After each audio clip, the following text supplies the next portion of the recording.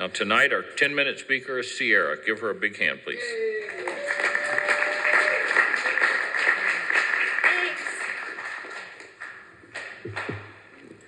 Hi, I'm Siera. I'm an alcoholic. I did not know I was going to be speaking until I walked in the door today, so thank you, Mike Bennett. I loved that so much. My sobriety date is August 30th of 2015, and what a life we get to live today. I don't really want to spend a lot of time in my how I got here. I will qualify a little bit, but I think we all know what it feels like to reach the end of the road, be at the last house on the block, and be at rock bottom. But I was born in Flagstaff, Arizona. I have my father's an alcoholic. He's actually in this program as well. And it was just me and my mom for a really long time. And I always felt different. I didn't have a dad.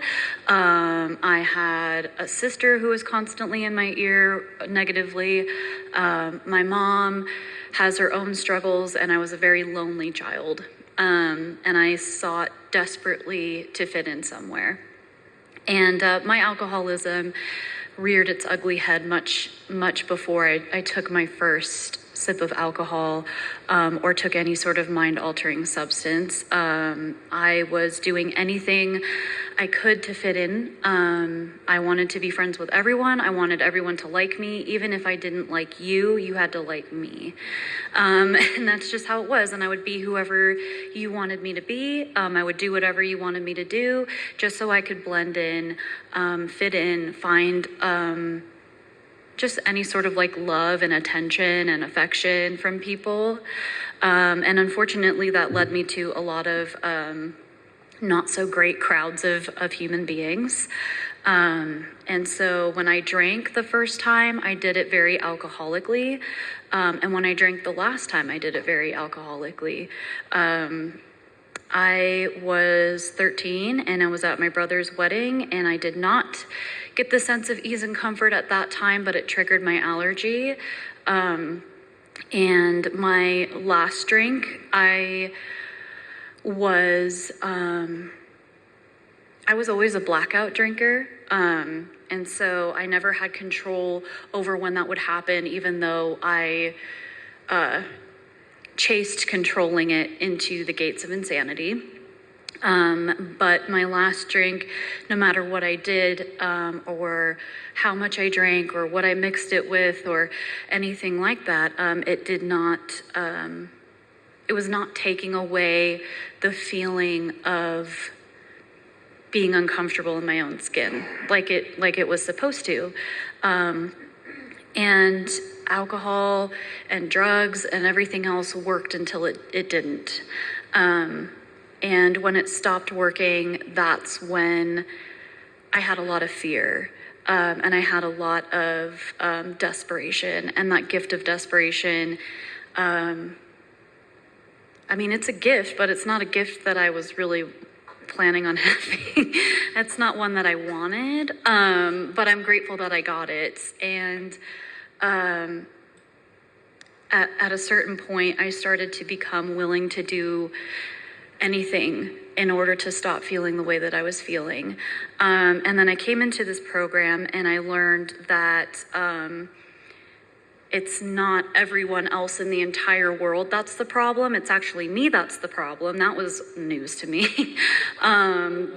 Sometimes it still is news to me, but I learned a lot about myself in this program, and working the steps, I learned that I was powerless. And I started to become willing to rely on a higher power to start leading me somewhere else. And I learned that I had character defects, and I learned that I had more than like one or two. And I learned that these character defects don't go away when you stop drinking. You have to like actually work on yourself to like make them go away. And I learned that I have to continue prayer, and I have to continue meditation, and I have to continue being of service in any way that I can. Like when I walked in the door and Mike Bennett told me, he didn't ask me, he told me that I was going to be the the speaker tonight. At first I was like, oh my gosh, like I hope my kid has a blowout so I can go home. But kind of reframing that, I'm so grateful today that my friend Mike feels like he can rely on me to say something of value. And I'm grateful today that I have a message that I can share, even with like 10 minutes notice. And I'm just grateful to be alive today, because there's been plenty of instances where I should not be here. And this last year has been very new. After 2 pregnancy losses, my husband and I welcomed our son into the world. He's right over there. He just turned 16 weeks old. Exhibit A. And we had a really, really rough pregnancy. And it was doctor's appointments in Phoenix. It was doctor's appointments here. It was medication every 3 hours. It was bed rest. It was, you better not go anywhere except the doctor's office. And so I had to work from home. I had to go to meetings on Zoom. And it got really lonely. And then when I had him, you have a huge hormone drop, and I still can't go anywhere because I have a brand new baby. And I slipped into this like really dark place. And I was very, very lonely.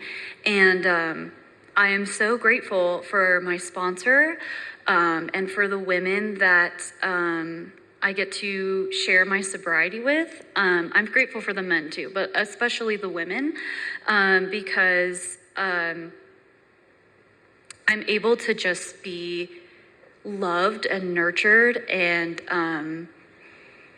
supported and given this program no matter what place I'm at mentally. And that's something that I'm really, really grateful for, because not everybody gets to make it into these rooms. And there's been times where I am not working a program, where I'm chasing other things into the gates of insanity. My husband, for example. And I shouldn't be here, because there were times that I've watched other people work a better program than me and then go relapse and die. And so therefore, how does that saying go? But for the grace of God, there go I. There it is. And so this last few months, now that I'm kind of out of the fog of like postpartum depression, and I'm starting to like reintegrate into society, and I know how to go out with a baby now, and like things start to make sense. It's been a road of like rediscovering things, and that's what's great about this program, is that you never finish the work, and there's more to be revealed all the time. And I'll just share a little bit about this, and then I'll shut up. But I've been able to work the steps in a way, or I'm continuing to work the steps in a way currently that are allowing me to discover things about myself, more so than just like I'm powerless over alcohol and drugs, I'm powerless over people, places, and things, but I'm also discovering things about myself that I want to pass on to my son. And there's things that I've been taught and that I've learned and that I have defects about that I don't want to pass on to my son. And I've been able to look at some really difficult things. My mother doing the best that she could, but not doing the best. Looking at things about my own insecurities and about my own alcoholism that still shows up, even though I have over 8 years, I still have alcoholism. And I get to look at that and see where I can allow program into that, and like, am I willing to let the wall down, and allowing God to fill up those spaces where I become insufficient. And I had a really great conversation with my sponsor today about how my son, he's not mine. I mean, he's my baby. Like, I was pregnant with him, I brought him into this world, but he's God's child. And he was given to me by God because God feels I'm the best mother he can have. And so it's my job to not own him, to not possess him, but to show him the world and to show him right from wrong and to find out what his purpose is and help him pursue it. And that was an eye-opening thing, because what a beautiful journey I get to have with him.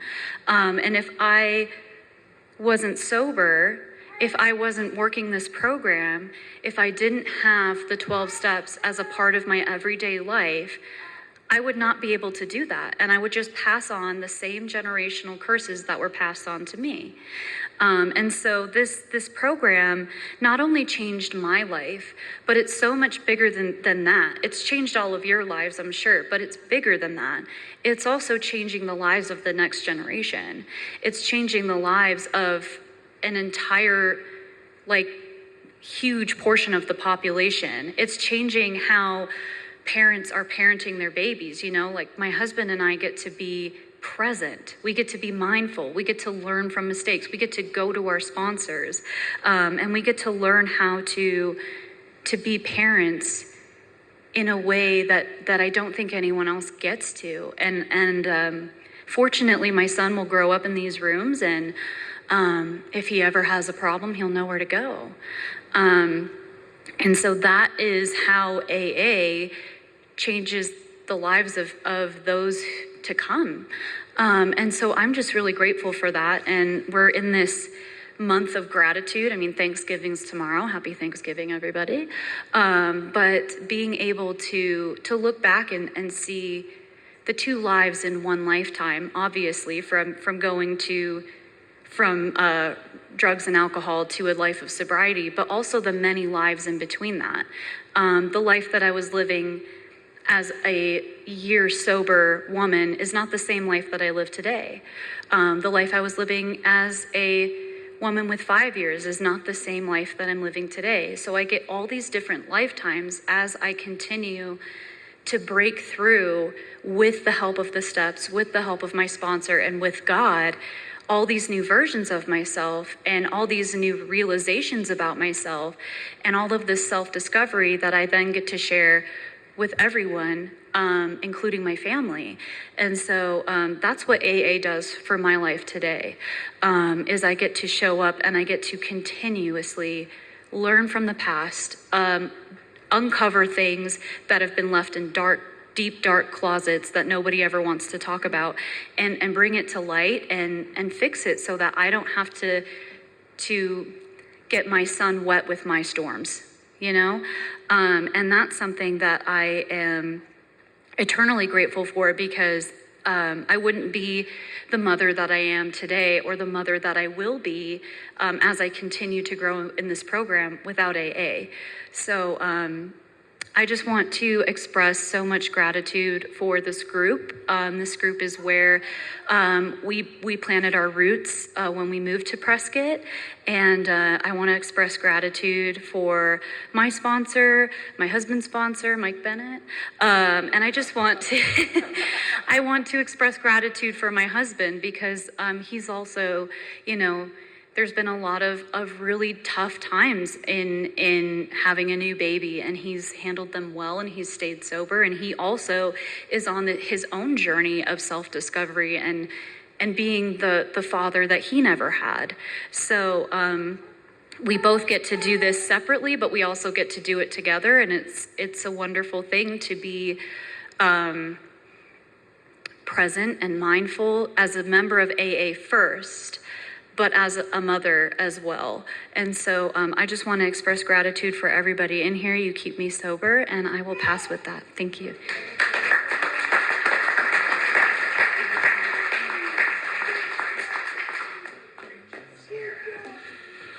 I'm very excited tonight to introduce our speaker. He is a man I've gotten to know quite well in the last couple of years, and I think that you guys will enjoy getting to know him too. Please give a big hand to Dale.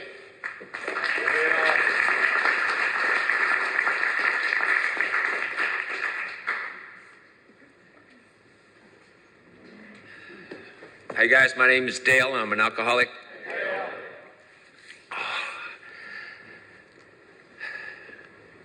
You know, I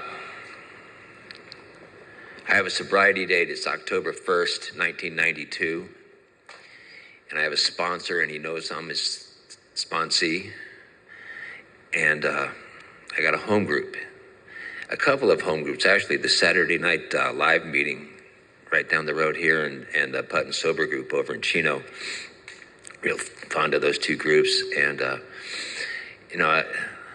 thank you, Siera, for warming up the group for me. And welcome to the new guys, Sean, Matt, and what was the other guy? Joseph, yeah. I don't do this a whole lot, so I'm not like a world-class speaker. So if you keep your expectations down a little bit, we'll all get along a little bit better. Mike told me off the bat, you got to wear a jacket. And then when I got here, he told me no swearing. And he told me I can't wear my hat. So already I'm starting off with a resentment. I met Mike a couple of years ago when he was speaking over at the Friday night group, and I thought right away, it's like, that dude would probably make a good sponsor.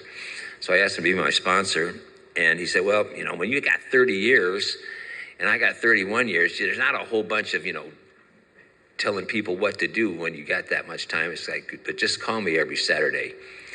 So in about the last 6 months or so, I did start calling him every Saturday. So it took me a little while to start following direction, but I'm happy to be here in Prescott, Arizona. Me and my wife, Lisa, moved out here a couple of years ago. We live a few miles past Roberts Market out towards the State Trust land. It is effing great out there. It's so nice and quiet. You can see stars. Well, you guys live here too, so what am I telling you for? I took some notes, and so what happened is a couple months ago during around Labor Day, I don't get to come here too often because I work on the Communist Republic of California on Tuesday, Wednesdays, and Thursdays. So I don't get to come here too often. But I was here for Labor Day weekend, and like an idiot, I said, hey, Curtis, if you need a speaker on the Wednesday before Thanksgiving, I'll be glad to do it. And then as it was getting closer, my wife, Lisa, is going, are you ready? So about 2 hours ago, I started making some notes. I grew up in a family back in the 60s, and it was kind of like Leave It to Beaver. We were taught right from wrong. Mom and dad, we had dinner at the table. You don't talk back to your mom or you get whacked. You don't, you have respect for elders. We never really got whacked too much, but the threat of getting the belt was always there, and we knew that dad was the boss, and I absolutely loved my dad. I still, to this day, I remember him taking the training wheels off my two-wheel bicycle and going around that first corner, and that adrenaline rush of navigate. I crashed a couple of times, but the first time I made that corner, made that turn, and started pedaling my ass off, I remember the adrenaline rush ever since then. And I still get that today on a Harley Davidson, and I'll get that into a little bit later. I probably should look at my notes because I've got to be scattered all over the place. So, yeah, it was like Leave It to Beaver. My dad's a super fun guy. We used to go on Halloween, go trick or treating, and my dad would come along with a mug, and he'd go up to the people's house and go trick or drink.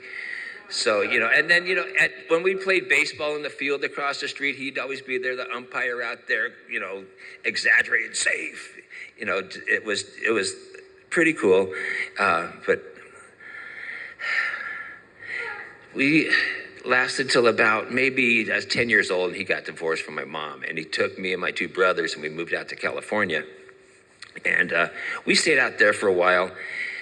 and he got married to another woman, and she had 4 kids, and it went from Leave It to Beaver to like the Brady Bunch, and it was like that was about 7th grade, and that's right about the time I started dabbling in a little bit of outside issues. My first drug of choice was sniffing spray paint. I don't know if anybody ever did that, but oh man, it gets your head just. I didn't do it too often, but I did it enough I probably killed some brain cells right off the bat. And then there was an ice skating rink around the corner. And on Friday nights, 7th, 8th grade, we would go and go ice skating every Friday night. Before ice skating started, I don't know how, but we would go over to the little liquor store next to the ice rink and ask someone to buy us beers. So we'd drink a couple of Colt 45 beers and then take a couple of those Seconal pills, Reds, kind of like Bill Wilson did, a couple bottles, a couple glasses of gin and high-powered sedatives. 7th grade kids, you're pretty small, and we'd be out there ice skating, and I don't know how our parents never just like caught on to that, but no one ever said anything. In around 8th grade, it was like started to get to be like every weekend we were doing something. Same thing in 9th grade. We would steal bottles from the grocery store when you get the deposit from them, go to the front of the store, return the bottles, and then get the money, and then go stand out in front of the store and ask someone to buy us beer. So, that was like early on in, my first started drinking. Let's see. So by the time high school came around, it turned into like Fast Time at Richmond High. I had one of those vans, always had girls in the van, always were smoking outside issue in the van. We'd open the door and it's like a big fume of smoke would come out. We'd go over to the Korean market and buy beer and drink beer and try to take algebra after smoking outside issues and drinking a bunch of beers. And that's like I'd be spacing off. It's like, I'd be thinking about something, write something, and the teacher would be, Whiteman, to the principal. Back then they would give you swats. You had to bend over and get your ass beat. Not, it wasn't abusive, but I mean, you would get, I would anyway. I don't know about you guys, but you would ditch school and then they'd kick you out for 2 more days. It's like, that's pretty cool. 3-day weekend. Anyways, so, and then there's keg parties. Where we lived around Huntington Beach, that area, it wouldn't be abnormal to go to a keg party on a Friday night, a block party, and there'd be 300 or 400 people there, hundreds of people, and just lines of kegs. And I would make a beeline straight to the keg, and that's where I would be the whole night. I went to a party one time. I didn't know a soul in the place, not one person. I just walked in, started pouring keg beer for everybody.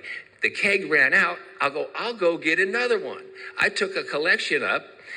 I go, give me the keg for the deposit. And I'm walking out the door and someone says, who the hell is this guy? I had no plan on coming back to that party. I started playing drums when I was in junior high school too, or high school, and we would be playing in bands and being so drunk and like sex and drug and rock and roll. It started to be that. Eventually, sex and drugs and rock and roll became sex with myself. Rock and roll, they'd be someone would be banging on my door telling me to turn it down, and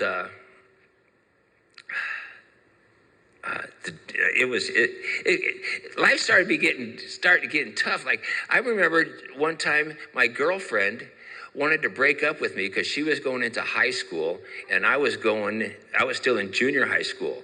So I just got hammered. I just drunk a whole bunch of liquor and I'm riding my Stingray home and I crash into a cop car. The cop puts me in the back of the car, takes me to my house, and they're telling my parents, do something with your kid.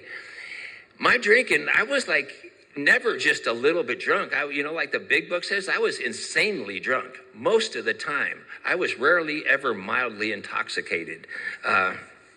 So I'm 16 years old. I get my driver's license. That was the day I turned 16. It's like, Dad, let's go to the DMV. So I get my driver's license, and somehow I got a ride out to the Parker Strip for Memorial Day. I think it was Memorial Day. And it's like, man, the Parker Strip, fast ski boats, girls lifting their tops up. I think when you were 17, you could drink back then, maybe 19, I forget what it was. But it's like, the Parker Strip, this is like heaven on earth. This is like the best place I've ever been in my whole life. And so a couple months later, me and my buddy are driving back to Parker. I think it was like 4th of July weekend, and we got a case of beer in the front of a Volkswagen van, and we're driving out the 10, and I think we make it to about Indio, and we're drinking bottles of Budweiser and just throwing them out the window and smoking some outside issue. We pulled up to someone's motorhome, and there's a couple of girls driving the motorhomes, like young girls, and we look over there and we're showing them the weed and showing them the beer, and then Dad comes up to the window and he's showing us his gun. And a couple minutes later, here comes the CHP, and I'm going to jail for my first DUI. I was like 16 and 6 months old when I got my first DUI. And that was in 1971. And DUIs back then weren't that bad. I mean, obviously they're not good, but, they stuck me in a cell with my buddy. And then a few hours later, about 4 o'clock in the morning, they stuck us on a bus back to Long Beach. It was about a 14-hour bus drive. They stopped at every single little town in between Indio and Long Beach. My drinking, it was never normal. I mean, it was always insanely drunk. I turned 21, and the girl I was going out with had a baby boy. And neither one of us were really ready for that. And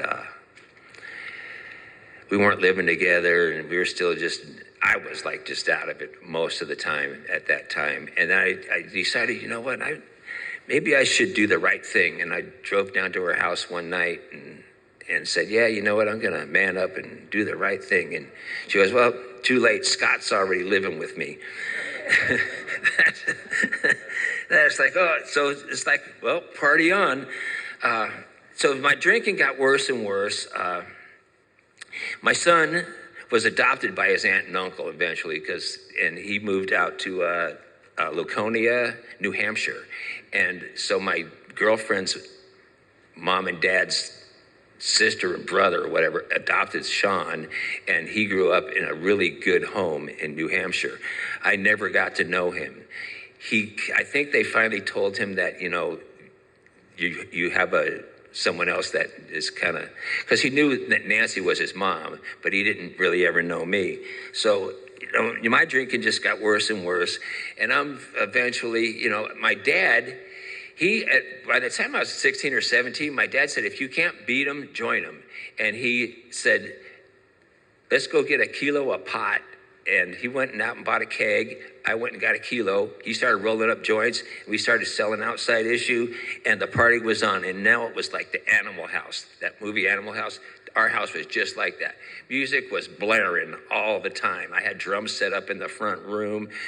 I would come home sometimes, and there would be cars parked on the sidewalk, cars parked on the front lawn.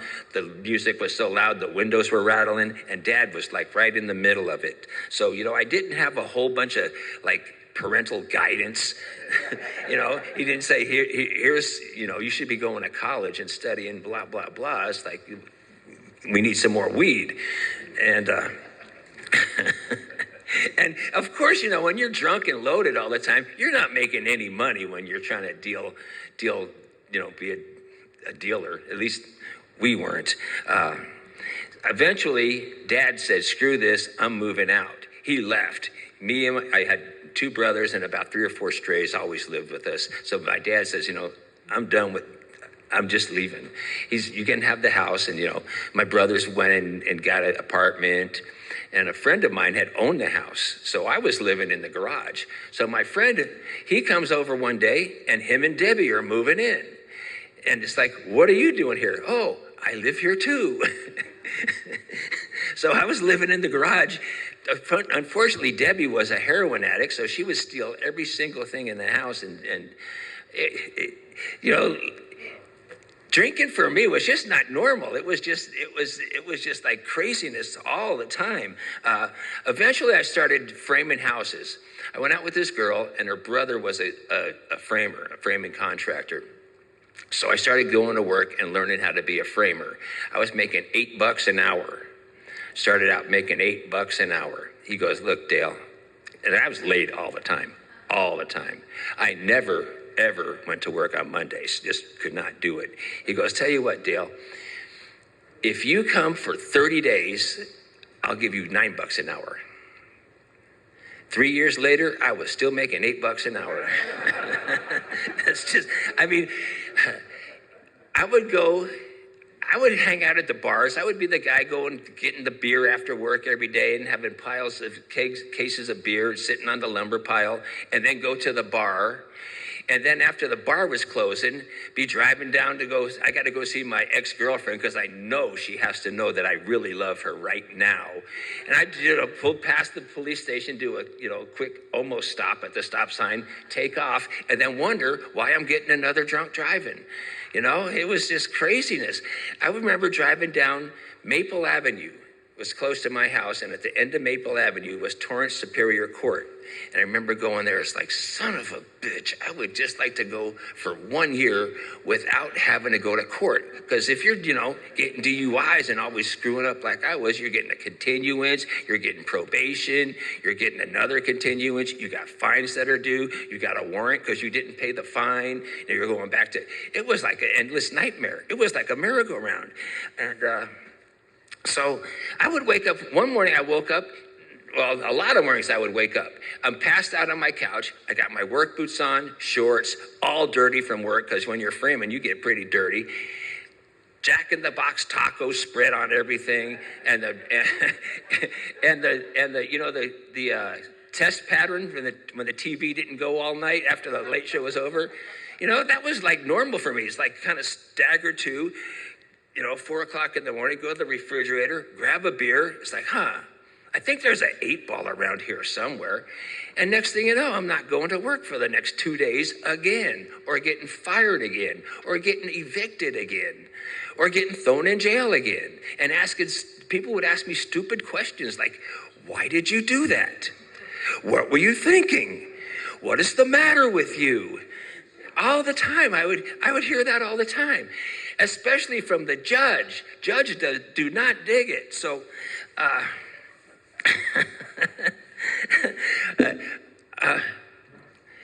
my buddy that taught me to be a framer, I always wanted a fast ski boat. Never happened. I never had 2 cents to run together. I always had like the shittiest truck that had no muffler. It had, it was jacked up and had good wheels on it or something, but that was all I could afford. No insurance, probably a registration sticker that I stole from someone else's car, and no driver's license. That was normal. And I would wonder, what's the judge pissed about now? So anyway, my buddy Dan goes, I found this little sailboat. Because I've been sailing a couple of times. We'd rent sailboats and just get hammered. One time we'd flip the boat over, a rental boat over, right outside the marina. They did not dig that. But so he goes, I found this little sailboat, $500. I go, well, I got $250. He goes, I'll owe you the other $250. So it's $250. It had a slip in the marina. So I'm thinking, oh, this is cool.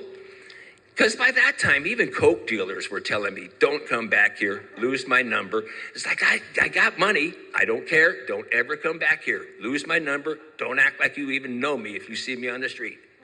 Most people were like that. Nobody wanted to have nothing to do with Dale. I don't know if anybody else relates to this stuff, but that was how it was for me. So I get this sailboat. I'm thinking, well, I'll just hang out here. I won't screw off in the bar. I'll just drink a little white Zinfandel. No more Coke, no more other outside issues, because I dabbled in recreational heroin use for a short period of time. Recreational. But I'll just drink a little white Zinfandel on my little sailboat, and we'll all be good. So about a week later, I get a drunk driving in the sailboat. It's like, holy shit. So I don't have much time. I better get sober, huh? So I go to jail for drunk driving in a boat, and I go to court, and the judge is looking at me, and he's pissed. He's looking at the thing. He's looking up. He's looking down. He's looking up. He's pissed. He's going, all right, 90 days in lockdown rehab. It's like, holy shit. I had been doing weekends. I did 30 days once and got out in 10, but not 90 days. So I get into this rehab, and I made it about maybe 87 days. And I don't know, if you ever have about 60 or 70 or 80 days sober, you know what's going on. You start telling the rehab people how to run their stuff. The rehab people said, you know what? We're tired of your stuff, Dale. Get out. I get kicked out of rehab. The judge, he's really going to be pissed now. I'm thinking, holy shit. So I go, I better go. I get kicked out of rehab. I go right from rehab. I go down to the court. I figured I better turn myself in before he finds out and gives me a warrant. I pull up to the parking spot at the court. I go to get out of my truck. I look over, and there's the judge. This is God working in my life, because God's been working in my life all along. I look over, it's the judge that sentenced to me. I go, remember me? You gave me a 90-day rehab? He goes, yeah, what are you doing here?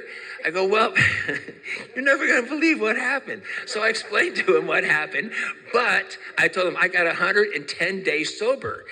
He was flabbergasted. I don't think anybody he'd ever sentenced to that did rehab actually got 100 days sober. He goes, I'll tell you what, Mr. Whiteman, if you have any problem in your court today, because you're not in my division, just tell them to come see me, and I'll take care of it. Somehow I walked out of that court a free man. Well, I had been going to AA meetings inside the rehab. I've been doing the serenity prayer. I heard some lady say, if you're sick and tired of being sick and tired, you never have to feel that way again. That was like a life changer for me. You know, I never had heard those words put together. But so the judge says, 110 days, you keep doing what you're doing, keep going to AA, and you'll like another $500. So I go to a meeting. The first night I go to this meeting, a Thursday night meeting, 7:00 at the Hermosa Beach Alano Club. Never been to an outside meeting. I've been to meetings in rehab where everybody's your brother in there. And so I'm going to an outside meeting. People like me there for no reason. I show up and they say, yeah, Dale, we need a cleanup guy. You're going to be the cleanup guy. I looked at that dude. It's like, bullshit. I'm not going to be your cleanup guy. He goes, that's all right. We'll nominate you next week when you come back. So next week, I'm the cleanup guy. 3 or 4 or 5, 6 months later, I'm like the literature guy. A year later, I'm the secretary. They call them secretaries back there, or chairmans. And I started going to meetings every day. Go to work, go to meetings. Go to work, go to meetings. Work, meeting, work, meeting. That's what I did for like 2 years. And I'm going, damn, this is boring. And my buddy goes, yeah, but when's the last time you were in jail? He goes, and you know why it's boring? It's because you're boring. But people would ask me to do stuff, and I go, no, I'm too scared to do that. Oh, you want to go to a dance? Oh, no, I'm not doing that. Finally, I started doing stuff like that, and I started taking people on I bought a nice sailboat because I was going to work every day and coming home and going to meetings every day. I was doing what you guys said. I get checks on Friday. I hadn't even cast a check from the Friday before. It's like, next thing you know, I got a badass boat. It is nice. It wasn't like the little 500 piece of junk I bought before. It is nice. And I'm thinking, I'm going to Catalina. I'd get that sailboat flying sideways. Dolphins would be cruising in there. I go, man, God is so good to me. And I'd get out to Catalina, and I'd be doing my 4-step, and I'd be cooking some steaks on the barbecue out there by myself. It's like, this is badass. Being sober is so cool. And, I'd do steps, and my sponsor would take me to speak at 10-minute speaker meetings or at H&I meetings. So my whole sobriety, I had an H&I thing. I started going to this thing. They had a roundup out in the South Bay. there's a 4,000 people at the roundup. And I'd put together, they asked me, you want to put together a poker run? Because I love riding motorcycles. And I'd hang out with all the biker guys. We had a big biker meeting, and I got 7 minutes. So there's a lot of really good shit I should have got to, but I didn't. My life has been just phenomenally good. I was married once to a redhead. It lasted for about 5 or 6 years, and it just split up. I went to Al-Anon. Al-Anon said, stay in your own box. Does it need to be said? Does it need to be said by you? And I thought, hell no. I'm just going to wash my P's and Q's, be completely honest with this woman, say, here's how much the house is worth, here's how much the credit cards cost, here's how much the cars are worth, here's half. If you get a lawyer, neither one of us get shit. So anyway, she was cool with that. You know, I was able to keep my yap shut and keep my house. And then I got a really smoking hot wife, Lisa, over here. I met Lisa in an AA meeting too.